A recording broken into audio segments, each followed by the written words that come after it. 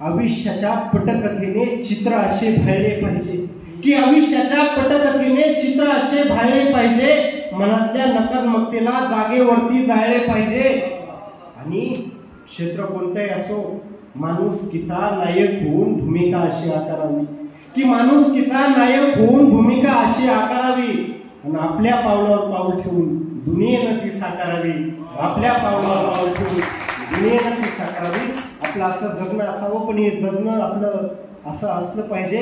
यासाठी आपल्या प्रत्येकाच्या आयुष्यामध्ये आई वडिलांचं स्थान अनन्य साधारण असतं. म्हणून आई वडिलांसाठी मी काही ओळी लिहिल्या होत्या, की बाप गुळाचा गोडवा माय गुळाची साखर, की बाप गुळाचा गोडवा माय गुळाची साखर, बाप मधावानी गोड माय भुकेला भाकर, बाप मधावानी गोड माय भुकेला भाकर. मगाशी प्रमोदनं बापांचा उल्लेख केला त्यावेळेस मला त्या ओळी आठवल्या. बाप समजून घ्यावा, बाप समजून घ्यावा, बाप समजून घ्यावा, बाप समजून घ्यावा. संसाराच्या चुलीवर बाप पोळलेला तवा, संसाराच्या चुलीवर बाप पोळलेला तवा, अन बाप पोळलेला तवा, माय कष्टाची भाकर, बाप पोळलेला तवा, माय कष्टाची भाकर. माय बापाच्या जीवानं माझ्या जीवाला कर, माय बापाच्या जीवानं माझ्या जीवाला कर. खरं तर आपला प्रत्येकाचा बाप कसा असतो बघा. बाप माझा फाटत गेला पाण्यासारखा आटत गेला, की बाप माझा फाटत गेला पाण्यासारखा आटत गेला. संसाराला शिवता शिवता स्वतः मात्र तुटत गेला. कवितेचं शीर्षक आहे बाप. बाप कर्तव्याचा मळा, बाप ध्येयवादी फळा, बाप कर्तव्याचा मळा, बाप ध्येयवादी फळा. लख प्रकाशाची ज्योत, बाप संस्कारांची शाळा, लख प्रकाशाची ज्योत, बाप संस्कारांची शाळा. बाप चालताना बळ, अन बाप भरल आभळ, अन बाप चालताना बळ, अन बाप भरल आभळ.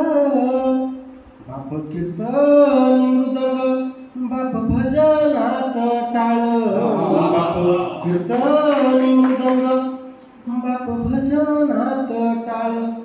बाप खळ खळ झरा, बाप वाहणारा वारा, बाप खळ खळ झरा, बाप वाहणारा वारा.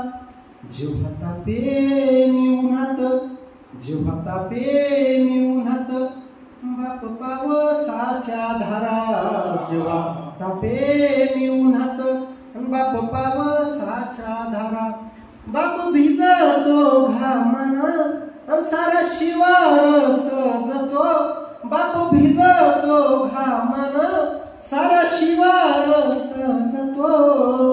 माझा बाप शेतकरी शेती मातीशी बोलतो, माझा बाप शेतकरी शेती मातीशी बोलतो.